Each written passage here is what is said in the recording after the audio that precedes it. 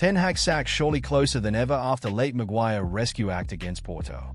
It might be one of his very final acts as Manchester United manager.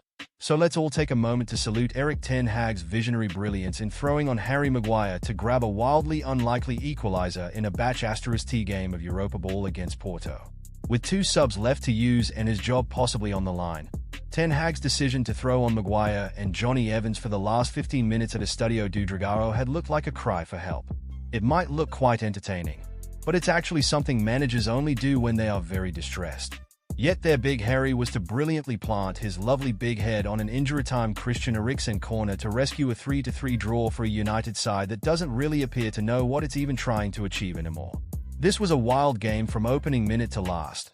One from a United perspective that featured far too many of the familiar lowlight from Sunday's absurd performance against Spurs.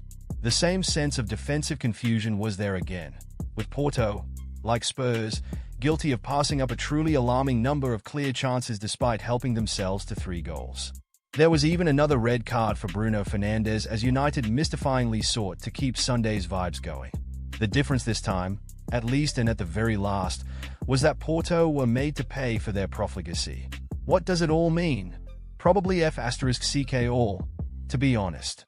A big header from Harry Maguire shouldn't save Ten Hag any more than the FA Cup final should have.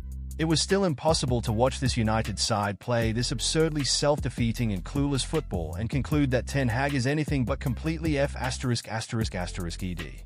He cannot possibly survive anything close to a repeat of this effort against Villa. Jean Duran might score 10 in injury time alone. We felt beforehand that this game was always a bit of a red herring in the great Ten Hag narrative. It never felt like there was anything that could happen in this game that would override what happens against Villa. Such is the nature of the Europa League now that this second successive draw for United doesn't even significantly impact their qualification hopes. Indeed, in what is on paper their toughest game of the whole league phase, the Pot 1 away day, a draw could be said to be a perfectly acceptable result. Except what we're learning 2 weeks into these new-look European competitions is that results don't really matter. Not yet anyway. There's just so much time to put things right, and so big a safety net with 24 teams making it into the knockouts. What you're left with, therefore, is all narrative and vibes. Arsenal's win over PSG doesn't in itself really alter either team's overall chances in the tournament that much, but it still feels like something. A sign. It feeds into the idea that, yes, this Mikel Arteta Arsenal side absolutely are one of the best in Europe and absolutely should be among the favourites to win the thing. Villa beating Bayern doesn't really affect the tournament at all, but it certainly means something to Villa. It was a night to remember, and that's why this is still a night that cooks Ten Hag, pushes him ever closer to the brink even if Maguire's late impact delays the inevitable.